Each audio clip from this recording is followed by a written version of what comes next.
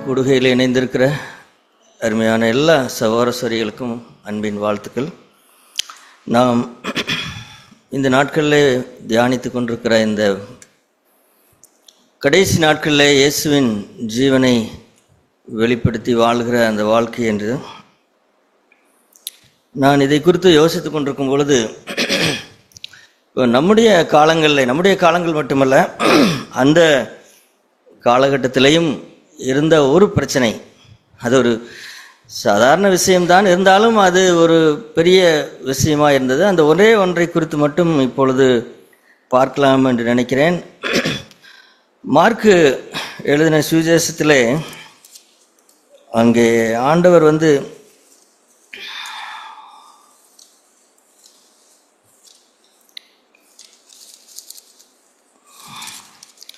பேதுருவினிடத்தில் அவர் அதாவது தம்மை குறித்து என்னை குறித்து நீங்கள் எல்லாரும் என்ன நினைக்கிறீர்கள் அப்படின்னு சொல்லி ஆண்டவர் கேட்பார் சீசர்களிடத்திலே. அப்போ சீசர்களில் பேதுரு சொல்வார், நீர் கிறிஸ்து, நீர் தேவகுமாரன் அப்படின்னு சொல்வார். அப்படி சொன்ன உடனே ஆண்டவர் அதை குறித்து சந்தோஷப்பட்டுக்கிட்டு அதை யாருக்கும் சொல்லாதபடி கட்டளையிட்டார்னு எழுதியிருக்கிறது. மார்க்கு எழுதின சுவிசேஷம் 8ஆம் அதிகாரம் 29-30 வசனங்களில். அதற்கு பிறகு ஆண்டவர் அவர் சொல்றார், அல்லாமலும் மனுஷகுமாரன் பல பாடுகள் பட்டு மூப்பராலும் பிரதான ஆசாரியராலும் வேதபாரகராலும் ஆகாதவன் என்று தள்ளப்பட்டு கொல்லப்பட்டு 3 நாளைக்கு பின்பு உயிர் தெழுந்திருக்க வேண்டும் என்று அவர்களுக்கு போதிக்க தொடங்கினார் அப்படின்னு சொல்லி வாசிக்கிறோம். இந்த வார்த்தைகளை ஏதோ அவர் கஷ்டப்பட்டுக்கிட்டு சொல்ல, ஒரு பெருமூச்சு விட்டுக்கிட்டோ அல்லது என்ன செய்யறது அப்படின்னு நினச்சிக்கிட்டு சொல்லாமல் 32ஆம் வசனத்தில் இந்த வார்த்தையை அவர் தாராளமாக சொன்னார். ரொம்ப தாராளமாக அவர் சொன்னார். இது தாராளமாய் பேசுகிற வார்த்தையா அப்படின்னு கேட்டால் தாராளமாய் பேசுகிற வார்த்தையல்ல, ஆனால் அவர் அவ்வளவு தாராளமாய் அவர் பேசினார். அதை பேதுரு கேட்ட பொழுது அவர் முந்தைய பெற்ற வெளிப்பாடு என்ன, இவர் தேவகுமாரன், இவர் கிறிஸ்து அப்படின்னு ஒரு வெளிப்பாடு பெற்றிருந்தார் அல்லவா. இப்போ அந்த வெளிப்பாடுக்கும் இப்பொழுது அவர் சொல்லுகிற விஷயத்திற்கும் ஒன்றுக்கொன்று முரணாய் இருக்கிறதே அப்படிங்கிறது போல பேதுரு யோசித்தாரோ என்னவோ தெரியவில்லை. இன்னொன்று, இந்த நேரத்தில் நாம் பார்க்க வேண்டிய ஒரு விஷயம் என்னன்னு கேட்டால், அதான் இந்த கடைசி நாட்களில் இருக்கிற பிரச்சனை என்னன்னு கேட்டால், பேதுரு கொஞ்ச நேரத்திற்கு முன்னாடி என்ன செய்கிறார், இது எவ்வளோ நேரம் இருக்குது, ஒரு அரை மணி நேரம் இருக்குமா, அரை மணி நேரத்துக்குள்ளேயே தேவனிடத்திலிருந்து வெளிப்பாடு படுகிறார். அந்த அரை மணி நேரம் கழிச்சு என்ன வெளிப்பாடு, பிசாசினால் உந்தப்பட்டு சொல்லுகிற அதையும் பெற்று விடுகிறார். பாருங்கள், இது எவ்வளவு, ஒரு சகோதரன் இருக்கிறான், அவன் அரை மணி நேரத்துக்கு முன்னாடி தேவனால் வெளிப்பாடு பெற்று பேசுகிறான், அரை மணி நேரம் கழித்து வேறொன்றை பேசுகிறான், தவறான தேவனுக்கு விரோதமான ஒரு காரியத்தை பேசுகிறான் அப்படின்னு பார்க்கும் பொழுது இது நடக்குமான்னு கேட்டால் நடக்கும். இது சரி, ஏன் நடக்கிறது அப்படின்னு சொன்னால் அதற்கு என்ன காரணம், பிரதானமாக என்ன காரணம்னா, இப்போ பேதுருவிடத்திலே சாத்தான் ஏன் அப்படி வந்தான் அப்படின்னா அதற்கு ஒன்றே ஒன்றுதான். பேதுரு என்ன நினைத்தார்னா, இயேசு கிறிஸ்து அவர் இன்றைக்கு இருக்கிற நிலைமை, அவர் அற்புதம் செய்கிறார், அடையாளம் செய்கிறார், அவர் தேவகுமாரன், அவர் மகா பெரிய குருவானவர், அவர் போகிற இடத்துல எல்லாரும் புகழுகிறார்கள், அவரை விழுந்து வணங்குகிறார்கள். இப்படி ஒரு மகா குருவானவராக அவர் இருக்கிறார். அவர் இன்னும் இன்னும் எருசலேம் போக போக இன்னும் வாழ்க்கை எப்படி இருக்கும், அவரை பின்பற்றி போகிற எங்களுடைய வாழ்க்கை எப்படி இருக்கும், ஒன்றும் நினச்சா அது பயங்கரமாக இருக்குது.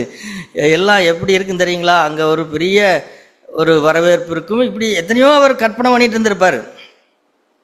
ஆனால் இவர் என்ன சொல்கிறாரு, எருசலேமுக்கு போகிறோம், அங்கே போய் என்னை வரவேற்பாங்க, என்னை அது பண்ணுவாங்க இதை பண்ணுவாங்க அப்படின்னு எல்லாம் அவர் புகழத்தக்கதாக பேசாமல் அவர் பேசுகிறதோ, மனுஷகுமாரன்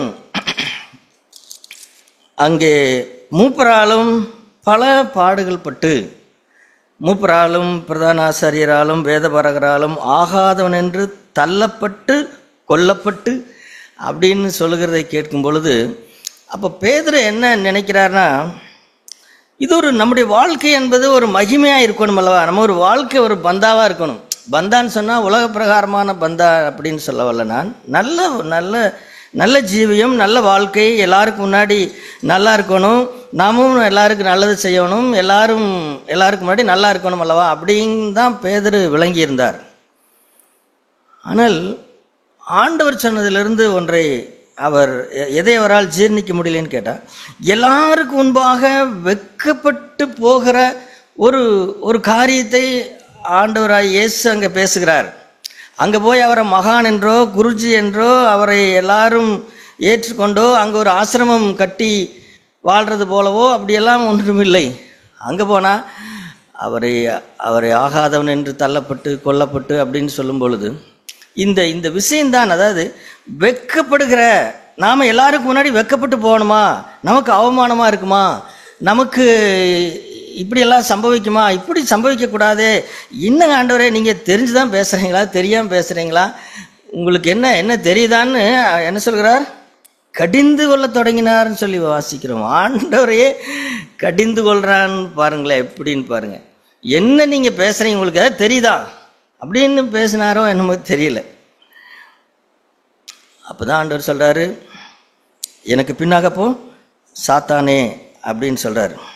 அப்போ இதிலிருந்து என்ன நாம் கண்டுபிடிக்கிறோம் அப்படின்னு சொன்னால், அப்போ அதை தொடர்ந்து ஆண்டவர் ஒருவன் என்னை பின்பற்ற விரும்பினால் அப்படின்னு சொல்லிவிட்டு தான் அந்த தன்னைத்தானே வெறுத்து தன் சிலுவையை எடுத்துக்கொண்டு பின்பற்ற வேண்டும் அப்படின்னு சொல்லுவார்.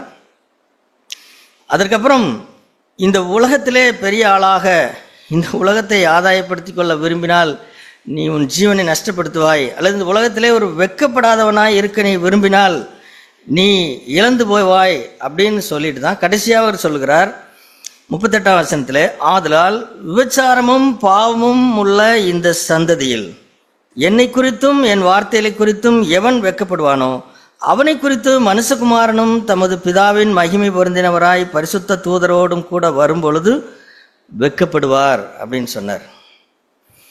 அப்போ இதுதான் இந்த கடைசி நாட்களிலே இயேசுவின் ஜீவன் என்றால் என்ன, அல்லது அவர் வாழ்ந்த நாட்களிலே அவர் எதிர்த்து நின்றது என்ன, அல்லது அவருடைய ஜீவன் என்றால் என்ன அப்படின்னா, தேவனுக்காக வாழ்கிற வாழ்க்கையிலே அவர் ஒருபோதும் தனக்கானதை தேடவில்லை, அல்லது தான் வெட்கப்பட்டு போற மாதிரி இருக்கிற சூழ்நிலைகள் வந்தாலும் அதை அவர் தாராளமாக அவர் சொன்னார். இந்த இடத்தில்தான் நாம் எல்லாருமே சோதிக்கப்படுகிறோம். இயேசு மட்டுமல்ல, அல்லது அந்த காலத்திலே வாழ்ந்த மற்றவரும் பவுல் காலத்திலே வாழ்ந்தவர்களும் கூட இந்த பிரச்சனை இருந்தது. இப்போ நமக்கு இந்த நாட்களிலே என்ன அடிக்கடி வருதுன்னா, இயேசுவை பற்றிய அவருடைய வார்த்தையோ அல்லது அவரை பற்றிய சாட்சி குறித்தோ வெட்கப்படுகிறவர்களாக நாம் இருக்கக்கூடாது. இங்கே பேதுரு வெட்கப்படுகிறார். ஆனால் ஆண்டவர் பாருங்கள், ஆண்டவர் அதை தாராளமாய் சொல்கிறார். எனக்கு இப்படியெல்லாம் நடக்கும், நான் எல்லாருக்கும் முன்னாடி ஒரு வேடிக்கை பொருளாய் மாறுவேன், அக்கிரமக்காரர்கள் ஒருவராய் எண்ணப்படுவேன், என்னுடைய வாழ்க்கை இப்படி ஆகும் அப்படின்னு சொல்லுகிறதை அவர் தாராளமாக அவர் சொல்கிறார். இதுதான் இயேசுவின் ஜீவன். ஏனென்றால் பழைய ஏற்பாட்டு காலங்களிலே நீங்கள் பார்த்தீர்கள் என்று சொன்னால் இந்த வார்த்தையை வைத்துத்தான் இன்றைக்கு எல்லா கிறிஸ்தவர்களும் வேறு ஜெபம் பண்ணுகிறாங்க. என்ன ஜெபம் பண்றாங்கன்னா, ஆண்டவரே எங்களை வெட்கப்படுத்தாதிரும், கர்த்தருடைய ஜனங்கள் வெட்கப்பட்டு போவதில்லை அப்படின்னு சொல்றாங்க. சரி, அது என்ன அடிப்படையில் சொல்றாங்கன்னு சொன்னா, எங்களை சுற்றி இருக்கிற புறஜாதிகள் மத்தியிலே, நான் வேலை பார்க்கிற இடங்கள்ல நான் கீழே தாழ்ந்து போகக்கூடாது, எங்களுக்கு எல்லாம் நல்லபடியாக நடக்கணும் அப்படின்னு சொல்லி, அப்படிதான் கர்த்தருடைய ஜனங்கள் வெட்கப்பட்டு போவதில்லைன்னு சொல்றாங்களே தவிர இயேசு அப்படி இல்லை, அல்லது இயேசுக்கு அப்படி நடக்கவில்லை. அந்த வசனத்தை பாருங்கள், 22ஆம் சங்கீதத்தில் இதே இந்த சிலுவை பாடுகள் அப்படிங்கிற அந்த விஷயத்தில் அதில் எழுதப்பட்டிருக்கும் 22ஆம் சங்கீதம் என்பது இயேசுவின் சிலுவை பாடுகளை பற்றிய சங்கீதம். அந்த சங்கீதத்தில் பழைய ஏற்பாட்டு ஜனங்களுக்கும் இயேசுவுக்கும் நடந்த வித்தியாசத்தை பாருங்கள். 22ஆம் சங்கீதம் 4, 5, 6, 7 வசனங்களில், எங்கள் பிதாக்கள் 22ஆம் சங்கீதத்திலே 4ஆம் வசனம், எங்கள் பிதாக்கள் உம்மிடத்தில் நம்பிக்கை வைத்தார்கள், நம்பின அவர்களை நீர் விடுவித்தீர், உம்மை நோக்கி கூப்பிட்டு தப்பினார்கள், உம்மை நம்பி வெக்கப்பட்டு போகாதிருந்தார்கள். இது யார் அப்படின்னு கேட்டால், இதெல்லாம் பழைய ஏற்பாட்டு பக்தர்கள். அவர்களுக்கு ஒரு பிரச்சனை வரும் பொழுது, புறஜாதிகளுக்கு முன்பாக வெக்கப்படுகிற மாதிரி ஒரு பிரச்சனை வரும் பொழுது அவர்கள் தேவனை நோக்கி கூப்பிடுவார்கள், தேவனை நம்புவார்கள், தேவன் அவர்களுக்கு செவி கொடுத்து அவர்கள் என்ன செய்வார்கள், அவர்கள் தப்பித்துக் கொள்வார்கள். அதாவது மற்ற ஜனங்களுக்கு முன்பாக அவர்கள் தாழ்ந்து போக மாட்டார்கள், ஒரு ஈன ஜாதியை போல மாற மாட்டார்கள், அல்லது அவர்கள் தேவன் நடத்துகிற பாதை எப்பொழுதுமே அவர்கள் மற்றவர்களுக்கு முன்பாக வெக்கப்பட்டு போகாதவர்களாகத்தான் இருந்தார்கள். இதுதான் பழைய ஏற்பாடு. இப்போ இதே அடிப்படையில் தான் இன்றைக்கு கிறிஸ்தவர்கள் எல்லாரும் இப்படி தான் ஜெபம் பண்ணுறாங்க. ஆனால் இங்கே அடுத்து என்ன வாசிக்கிறோம்? இயேசுக்கு என்ன நடந்தது? இயேசு பிதாவை நம்பி அவர் வெக்கப்பட்டு போகாமல் இருந்தாரான்னு கேட்டால் அப்படி இல்லை.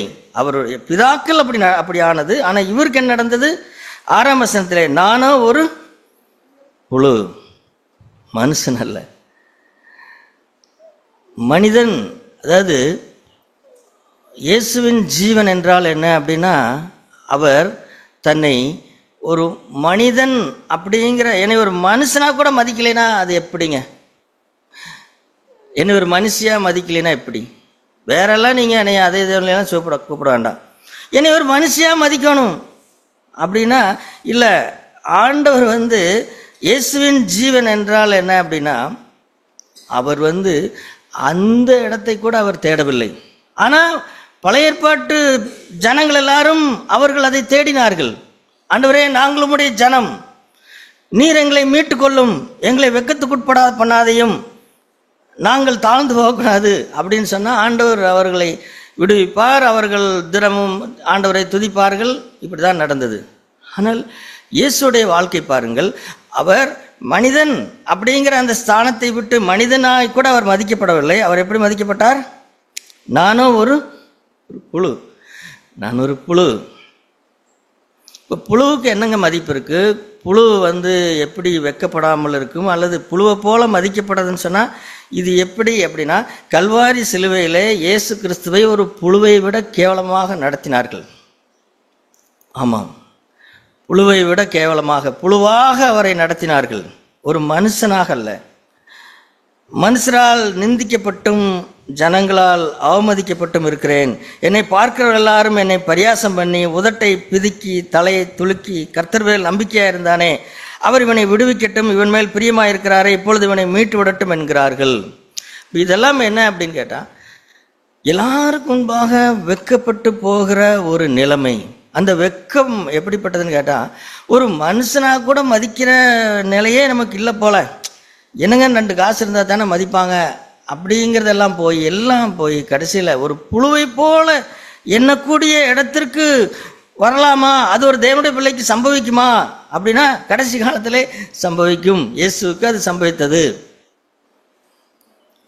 அப்போ வெக்கப்பட்டு போகக்கூடாதுன்னா அது வேற. அது பழைய ஏற்பாட்டு ஜனங்களுக்கு அப்படி, புதிய ஏற்பாட்டில் அப்படி கிடையாது. புதிய ஏற்பாட்டிலே பாவத்து நிமித்தம் தான் நாம் வெக்கப்பட்டு போக மாட்டோமே தவிர இந்த மற்ற ஜனங்கள் மத்தியிலே. அதனால தான் ஆண்டவர் சொன்னார். அது ஆண்டவர் அப்படி சொல்கிறாரு பாருங்க. அதாவது இந்த சந்ததியை, இந்த கடைசி கால சந்ததியை அவர் எப்படி சொல்கிறாருன்னா, நம்மளுக்கு இருக்கிற பிரச்சனையே அதுதானுங்க. இப்போ நம்ம அவர் என்ன சொல்கிறாரு, இந்த சந்ததி என்ன சொல்கிறாரு, நாம் சொல்கிறோம் வெள்ளையும் சொல்லையுமா வர்றாங்க, காரில் வர்றாங்க, எல்லாம் பணக்காரங்க, எல்லாம் பெரிய ஜாதிக்காரங்க அப்படின்னு சொல்லி. இல்லை, ஆண்டவர் 2 வரியில் தான் சொன்னார். என்ன சொன்னார்?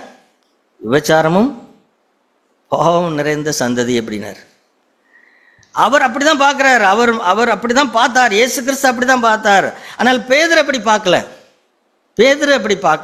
என்னங்க சொல்றீங்க, நாம 4 பேருக்கு முன்னாடி நல்லா இருக்கணும் அல்லவா, உங்களுக்கு இப்படியெல்லாம் நடக்கக்கூடாது அல்லவா, உங்களை என்ன உங்களுக்கு நீங்க வெக்கப்பட்டு போகக்கூடாது அப்படின்னா, இல்லை, விபச்சாரமும் பாவம் நிறைந்த அந்த சந்ததி. நீங்க நினைக்கிறீங்களா வெள்ளை சொல்லையா போட்டு வர்றவங்க எல்லாரும் எப்படிப்பட்டவர்கள் அப்படின்னு சொல்லி?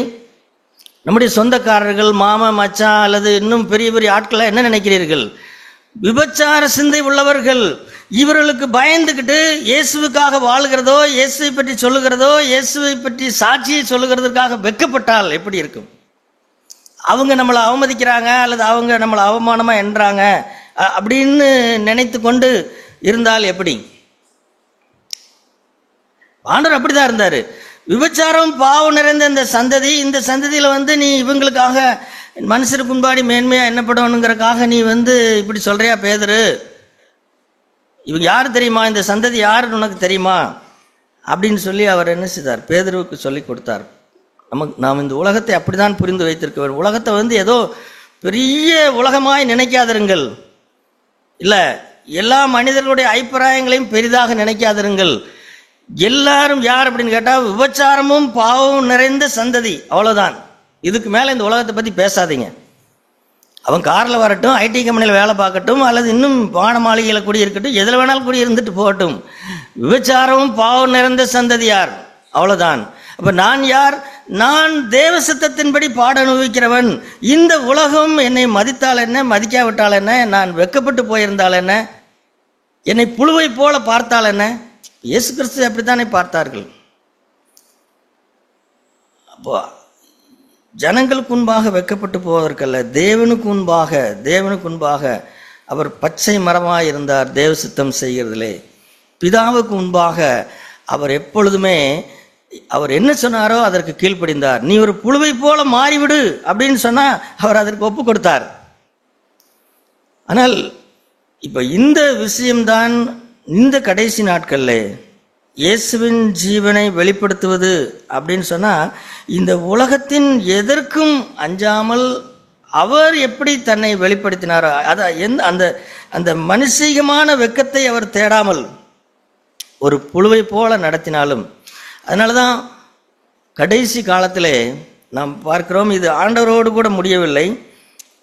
பேதுரு எழுதுகிற 2 தீமோத்தேயுக்கு வாருங்கள். 2 தீமோத்தேயிலே பவுலுடைய நிலைமையும் கடைசியில் இப்படி தான் ஆனது.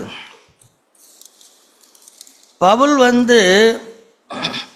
அவர் நன்றாக ஊழியம் செய்து கொண்டிருக்கிற நாள் வரைக்கும் நிறைய பேர் அவரை பின்பற்றினார்கள். நிறைய உடன் ஊழியர்கள் அவருக்கு இருந்தார்கள். அவர் நாடு நாடாக சென்று அதிசயங்கள் அற்புதங்கள் செய்து சுவிசேஷத்தை பிரசங்கித்த காலத்திலெல்லாம் அவர் கூட நிறைய பேர் இருந்தாங்க. ஆனால் ஒரு காலம் வந்தது, அந்த காலத்தில் என்ன செய்தார்கள்?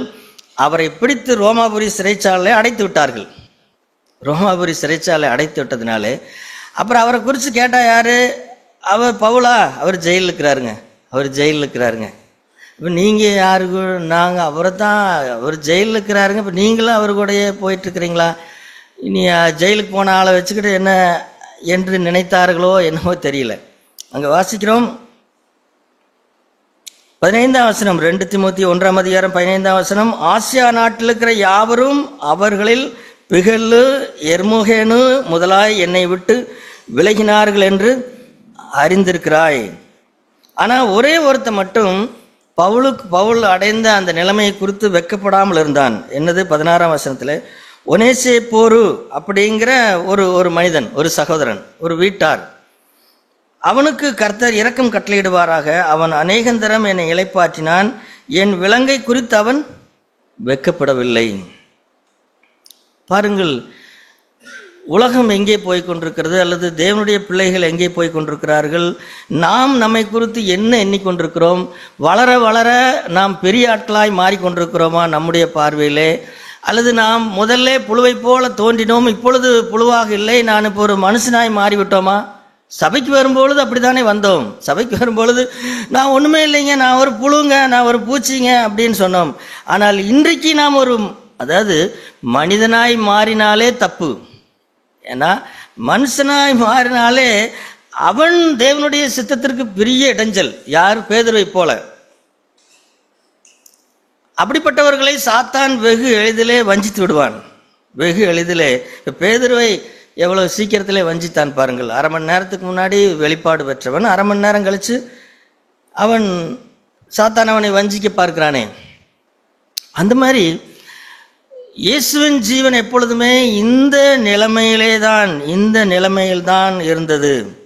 அப்போ இந்த கடைசி காலத்திலே நாம் ஜெயிக்க வேண்டும் என்று சொன்னால், அல்லது அவரை வெளிப்படுத்துவது என்று சொன்னால் இதுதான். இது இந்த நிலைக்கு போனால் நாம் வெட்கப்படாதவர்களாக இருக்க வேண்டும். ஏனென்றால் ஆண்டவரை பின்பற்றி வாழும் பொழுது இந்த உலகத்தின் அங்கீகாரம் நமக்கு கிடைக்காது. பவுல் சொல்வார், இந்த உலகம் எனக்கு சிலுவையில் அறையொன்றிருக்கிறது அப்படின்னு சொல்வார். உலகமும் என்னை சிலுவையில் அறைந்து விட்டது அப்படின்னு அவரும் அதே திருப்பி சொல்வார். நான் உலகத்துக்கு ஏற்றவனாய் இல்லாமல் இருந்தால் உலகம் என்னை சிலுவையில் அறைந்து விடும். இப்படிதான் அவர் வாழ்ந்தார். ஆகவே திமோத்திக்கு அவர் என்ன சொல்லிக் கொடுக்கிறார் பாருங்கள். 8ஆம் வசனத்தில் 2 திமோத்தியோ 2 திமோத்தி 1ஆம் அதிகாரம் 8வது வசனம்.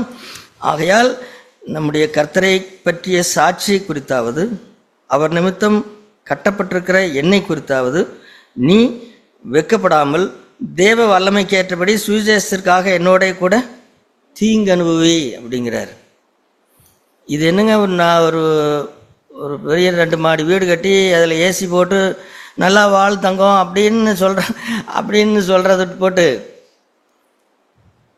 என்னை குறித்து நான் ஜெயிலில் இருக்கிறத குறித்து நீ வெட்கப்படாத, அல்லது கர்த்தரை பற்றிய சாட்சியை குறித்தாவது நீ என்ன செய்யாதே, நீ வெட்கப்படாதே. சொல்லி இன்றைக்கு அநேக இடங்களில் நாம் ஏதோ ஒன்று வெட்கப்படுகிறோம்.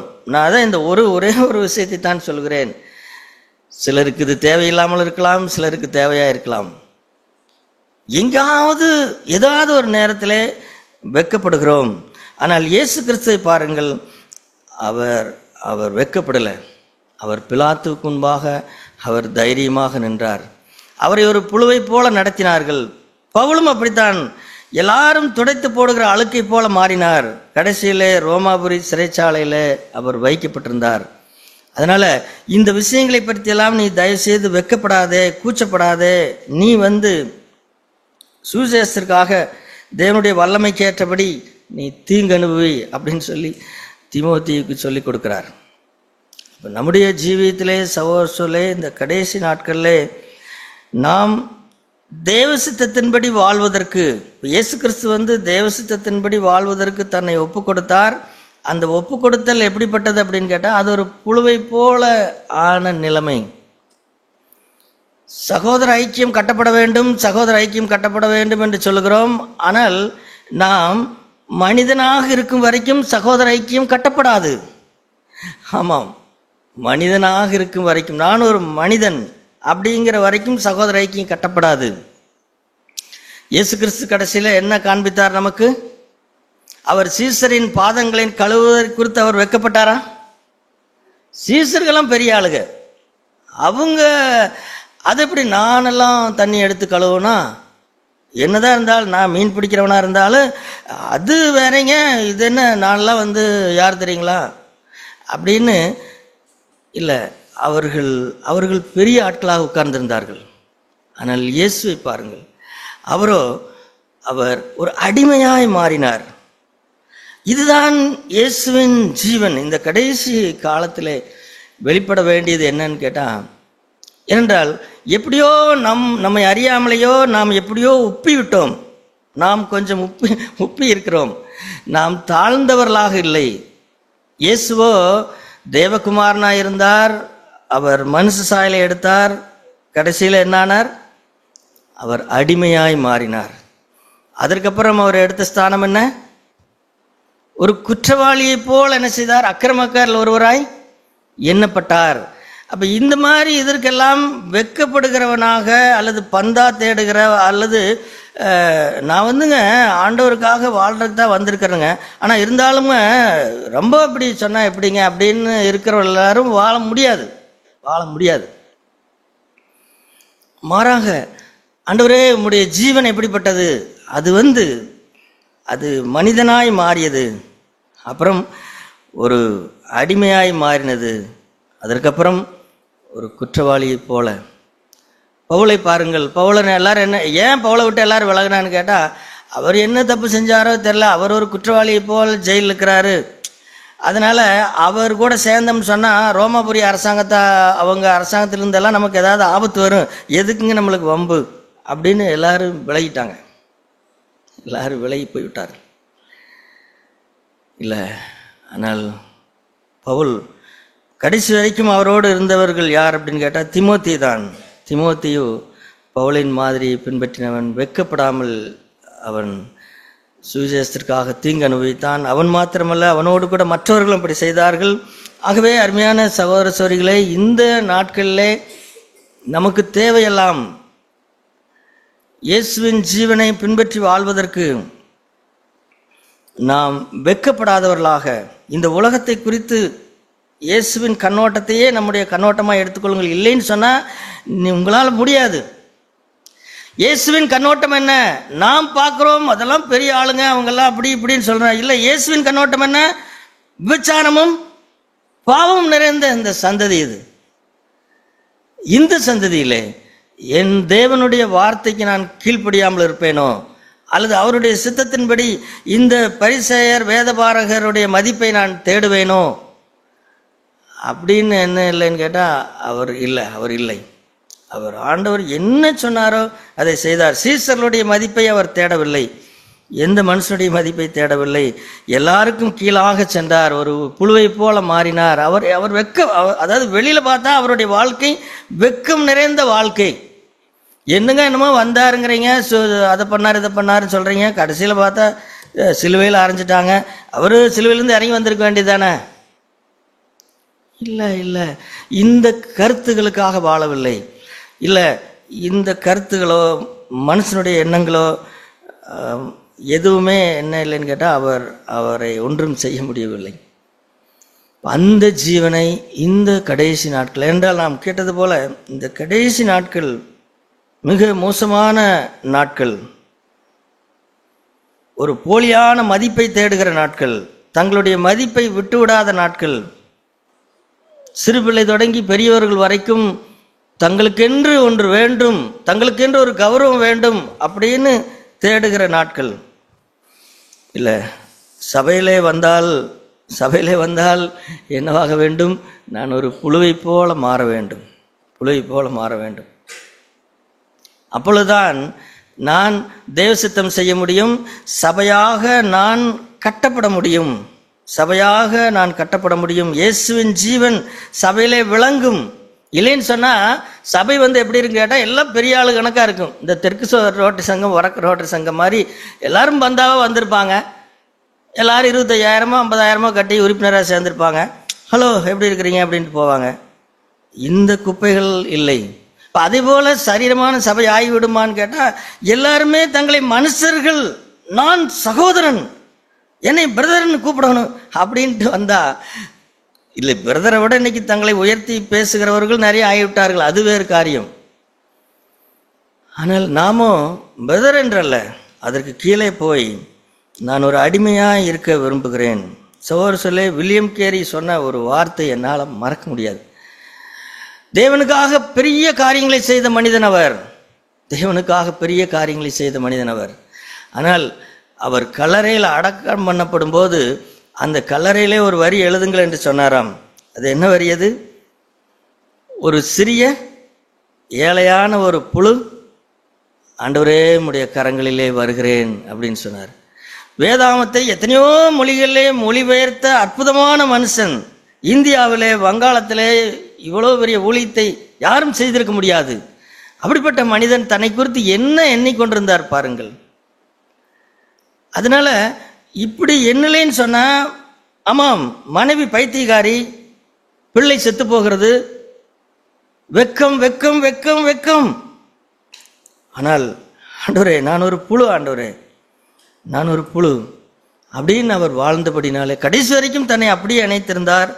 கல்லறையிலே தன்னை வேறொன்று பேரெல்லாம் திருவாளர் வில்லியம் கேரி பெரிய காரியங்களை செய்தவர் அப்படின்னு எல்லாம் எழுத வேண்டிய அவசியம் இல்லை, ஒரு சிறிய புழு அப்படின்னு சொன்னார்.